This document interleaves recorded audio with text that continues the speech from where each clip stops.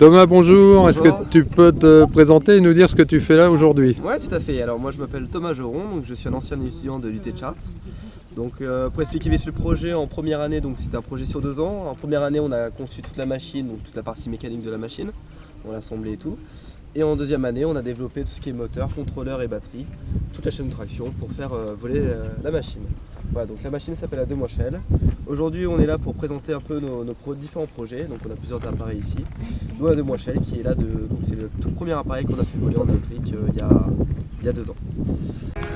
Bon, on va donc vous présenter un petit peu ce qu'on fait à l'IUT de Chartres et un peu autour. Donc moi je suis Bruno Soyer, je suis prof à l'IUT de Chartres en électronique et puis je suis un peu en charge des projets qui seront autour de ça. Voilà. Voilà, et en dehors de ça, je fais de l'ULM depuis très très longtemps. J'avais commencé en Delta avant, etc. Donc je voulais faire un petit peu de tout ça avec mes étudiants.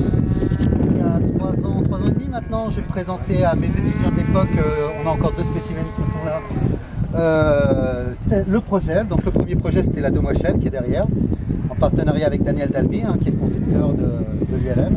Donc nous le but c'est d'en faire une, mais un moteur électrique.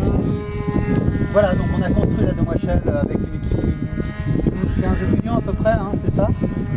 Donc ça s'est fait sur 3 mois. Donc le grand avantage de ce genre de machine, c'est pas très joli, c'est pas très abouti, mais c'est très costaud et très facile à construire. Donc c'est parfait pour le milieu scolaire, ça. Et puis c'est relativement, ça pose pas de gros soucis en étant un peu soigneux pour construire, il n'y a pas de grosses difficultés. Voilà, donc on l'a construit en 3 mois, 3-4 mois. Après on l'a motorisé, puis on l'a fait voler il y a donc 2 ans et demi, 3 ans maintenant à peu près. Voilà. Ensuite on est passé au pendulaire. Donc on a fait un petit peu, comme on a fait une première fois, ça a marché, on a dit continuons. Donc on a fait l'ULM pendulaire qui est ici.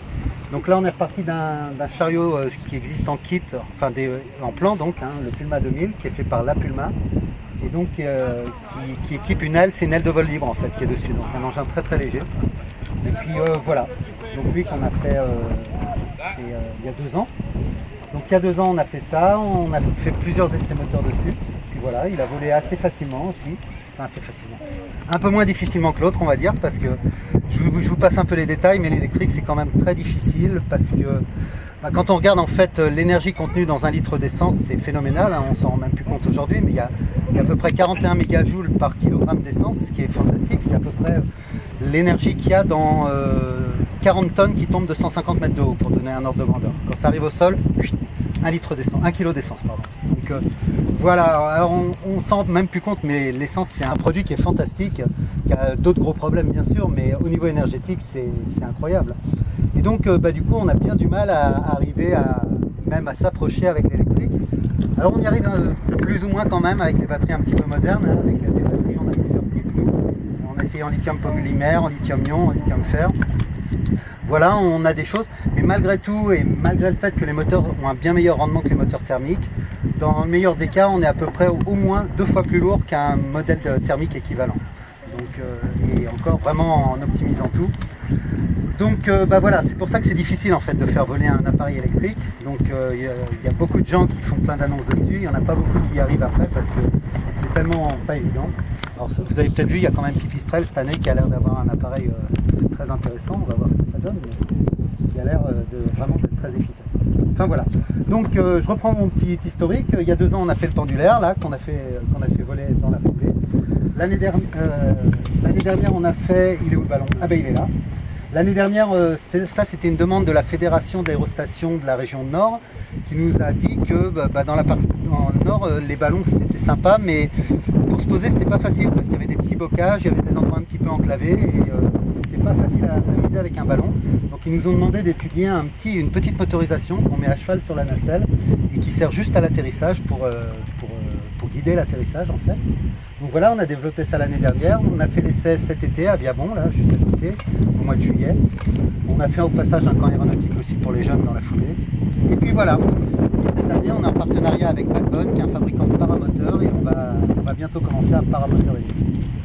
Donc voilà, chaque année on fait des petits projets comme ça va pas très loin, ça casse rien, mais c'est des choses intéressantes qui ne se font pas tellement et qui motivent énormément les jeunes autour de ça.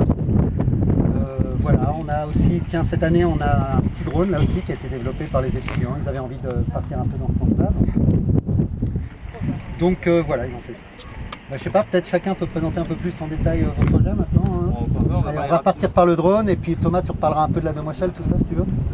Et puis oui, j'ai pas parlé de Thomas, il fait plein d'autres choses, on reparlera de Thomas. Vas-y Sébastien. Alors nous, je pense que vous suivez un tout petit peu l'actualité. Enfin, vous avez dû voir certainement que les drones en ce moment, c'est vraiment en pleine expansion. Depuis 3 ans, même un peu plus d'ailleurs, ça monte en flèche, on en a pour tout, pour filmer, pour de la surveillance, enfin, c'est assez exceptionnel.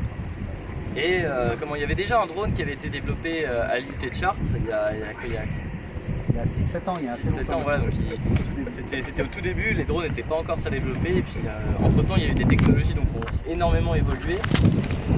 Donc nous on s'est dit tiens pourquoi on ne montrait pas un petit peu notre propre drone si on ne faisait pas notre montage nous-mêmes. Et donc on est parti sur cette idée là, puis on a cherché un petit peu à voir qu'est-ce qui n'était pas encore fait au niveau des drones parce que faire ce que tout le monde a déjà fait c'est pas très drôle. Donc on a pensé à essayer de le faire voler dans une salle et qui puisse se diriger dans la salle donc, en autonomie complète et donc éviter divers obstacles, etc. Tous les ans il y a un concours à Vierzon qui réunit tous les IUT et qui consiste à diriger des petits robots sur une piste et qui évitent des obstacles, etc. Donc nous on voulait le faire avec un drone. C'était un petit peu l'idée qui nous est venue. Donc du coup on a adapté, on a fait une structure nous-mêmes, donc circulaire, contrairement à tous les drones qui sont plus en étoile par branche. Nous, c'est une structure circulaire qui nous permettra donc de mettre des capteurs tout autour du drone pour pouvoir détecter les différents obstacles, donc aussi au-dessus, en dessous, et qui se dirige en autonomie complète. Alors ensuite, évidemment, on voudrait mettre une caméra dessus ou pouvoir lui faire transporter des choses. Enfin, on peut rêver, et puis donc c'est pour ça avec 8 moteurs on était sûr de pouvoir faire tout ce qu'on voulait. Livrer les Vietnam. Exactement. Donc voilà pour nous. Là on en est, donc ça fait 1 an qu'on est dessus. Donc là on a réussi à faire voler le drone avec la structure en bois. On cherche à développer une autre structure, donc par exemple en carbone sandwich nid d'abeille. Pour le moment la structure bois fonctionne très bien, donc on va faire tous nos essais là-dessus et puis à long terme on changera ça. Et puis voilà, donc là on se penche plus maintenant sur la programmation des capteurs, de l'ensemble pour qu'ils volent de manière stable et autonome. Voilà. Alors moi je m'appelle Thomas Joron, ViewDev, vous connaissez un petit peu parce que je suis membre depuis cette année au ViewDev. Voilà, alors pourquoi les ViewDev? Bravo, enfin un jeune. Pourquoi les ViewDev? Parce que voilà, moi j'aime bien les machines Les vieux, simples, on en a marre, on les a en assez thermique vus, et en là-bas. électrique. Donc voilà, d'ailleurs j'ai appartient à moitié le Wheel of Power X3 qui est là-bas. Donc une machine super sympa à voler. Donc vite fait pour faire mon profil, donc moi j'ai participé au début de la construction de la demoiselle électrique. On a fait toute la partie mécanique et électrique de la machine. Et après moi j'ai effectué une licence professionnelle dans tout ce qui est maîtrise des énergies développement de énergies renouvelables. Et actuellement moi j'ai créé mon entreprise justement pour la propulsion électrique dans le domaine aéronautique. Donc, développer des batteries sur mesure pour les avions, pour les petits et pour les gros avions. Voilà. C'est plutôt pour ça. Et donc voilà, pour raconter le plus, on a monté une association depuis 1 an et demi, on a fêté la 1 an de la SAS. Voilà, donc en fait qui s'appelle ELAC. Voilà, donc pour ELAC c'est Aéro Innovation Loisirs Électriques. Voilà, c'est pour regrouper finalement tous les ULM électriques et l'avantage c'est d'essayer de fabriquer des ULM à bas coût, faire de la formation derrière à bas coût. Voilà.